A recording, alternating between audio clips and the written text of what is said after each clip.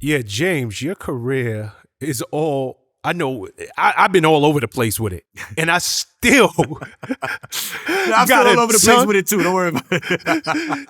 Yeah, I still got a lot to go. What a lot of people don't know is you actually went over to SRC Marketing Group. You were the president of SRC Marketing Group. Yeah. Somewhere 2008, 2009. Yeah, when I left Violator, I was kind of, again in about 6-month break. Rifkin calls me, flies me out to LA. We have a conversation. Remember, Rifkin was part of hiring me at Violator originally. Everything comes full circle.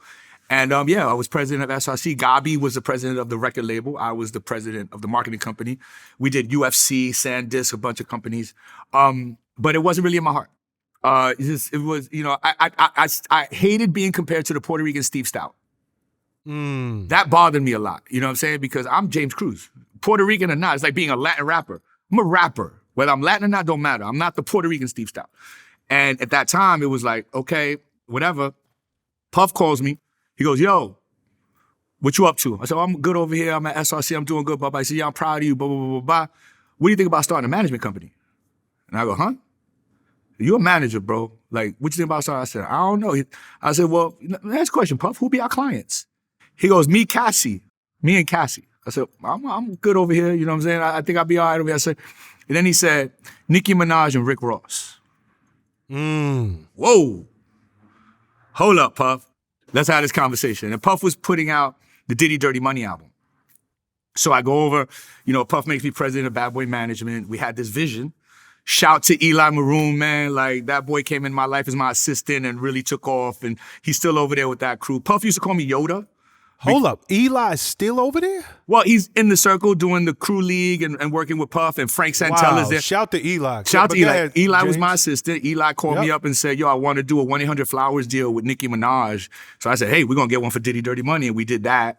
Brought him in as my assistant. He was one of the biggest blessings in the game. Love that kid. He also brought me a guy named Frank Santel, who happens to be Puff's right hand now. Puff used to call me Yoda, because, I used to raise the younger executives, and they're still around him now. And that's a testament to being raised the bad boy way, because there's still that bad boy DNA in them. And then I'll go over to Bad Boy Management. Got Nicki. Rock came home. D-Rock became Nicki's road manager. I was the manager. We were on the road with her. And for the first time, I stepped outside my comfort zone. And if you look at the credits, management, James Cruz and Shawn Puffy Combs on the management side. But A&R was James Cruz and Safari Samuels. I had never done A&R before. And I had placed a few records on Nicki's album. And I'll never forget, man, shout to Nicki, man. I love you, Nicki.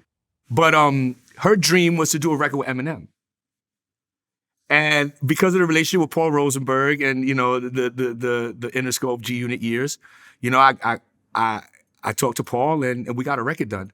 And I think it was a day of mastering when she was supposed to master her record. I had the Eminem Roman record. And wow. I can't tell you, I think the smile says it all. But to be able to give that dream come true, to have that Eminem record, man, like it was just like to be able to give that to Nicki and see the light in her eyes and the smile on her face and her giving me that A&R credit, man, like that was just amazing. And then with Ross, that was the Godfather album, I think it was. I was able to work with Chris Atlas, who, again, the world comes full circle. Chris Atlas and I worked on a Ross album, and we did a pretty amazing things together. And then Chris Atlas wound up, working at Warner, which we put CJ on. So it's like there's this full circle thing that went on. And Bad Boy Management, man, it wasn't just artists. I mean, we were early Travis Scott, early Weeknd, you know what I'm saying? Early on James Fauntleroy, MGK, French Montana, but we weren't managing them directly, but really, helping maneuver some of their careers. And then it was working Ciroc. And then it was, Puff tells you, go get that Lion's Head. You go get that Lion's Head. Puff said, I want to own that brand called De Leon. James, go get it. And we wound up going to get De Leon on the tequila side. How involved were you in that deal? Very much so. You know, Puff actually, thank you, Puff. But Puff blessed me, you know, with a point on the De Leon deal because of all my hard work. So getting I together. was just about to ask you. I told you I learned my lesson on my paperwork, man. We had that conversation, man. And at the point too, he also gave me a raise. You know what I'm saying? Once we got that De Leon deal done. You know what I'm saying? But Puff has always been amazing on the business side. That's one thing about Puff. I mean, I hear it from everybody. I hear it from Nori. I hear it from everybody. Puff has been amazing on the business side. And, you know, it's like, you know, but you learn. You got to learn. It's like you can't go to Carbone and ask for the secret menu if you don't know there's a secret menu. You got to ask for the right thing at the right time, you know, but you got to learn. You only get that from experience.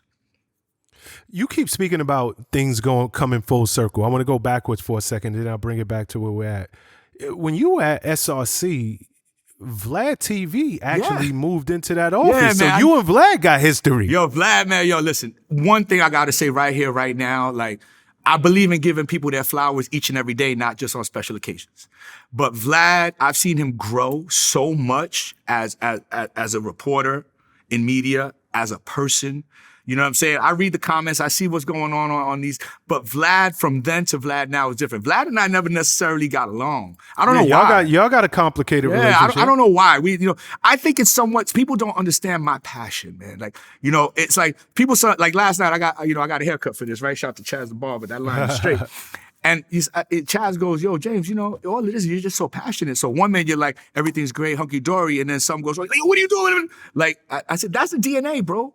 That's who I am. Like, I'm passionate about every show that I do is the Super Bowl.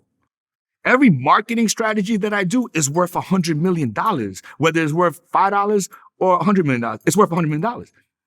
Winning is not a sometimes thing, it's an all the time thing. You don't do things right some of the time, you do them right all the time. Winning becomes a habit.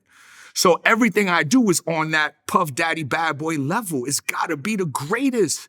You cannot play around and put shit half-ass. Not for my legacy and not for my client's legacy. Speaking of clients, why did Nicki, you just spoke so highly of her. Yeah. Why did she leave the management? I think it was just time. I just think, there's just direction, just understanding, relationships, certain relationships cross each other. Sometimes Nicki sometimes she was in control of her career.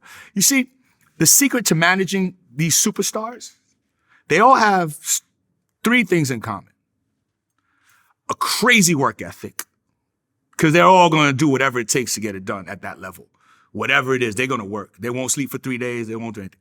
Second thing is a vision. Everybody knows where they want to go and what they want to do. Puff knew exactly what he wanted to be with Bad Boy. 50 knew exactly where he wanted to be with G-Unit. Nicki knew exactly what she wanted to be. You know what I'm saying? And the third thing that they all have in common is they have a tunnel vision. A vision is one thing. You know what you want. But they know how to go out and get it and the steps to make. Remember, we talked about skipping steps before. Mm-hmm. So when you start talking about these superstars, but here's a secret to management for everybody listening. At that level, you don't manage the person. You manage everything around them to make their lives easy so they can be great. An artist has to be happy or super sad to be great. When Mary J. Blige's heart was broken, she made some of the best records of all time. So channeling that experience, channeling that emotion and putting it out there, it's a manager's job to allow the artist to be the greatest they could be by controlling the things around them so that they don't get distracted. Because let me explain to you something else. Shout out to Steve Rifkin. When you go to a horse race, what do the horses have on? Blinders. When you run a race, you ain't looking side to side because you're going to break stride. Straight vision. So everything around that artist has to be controlled. Everything around that artist has to be managed. Everything around that artist has to be dealt with so that they could be the best they could be.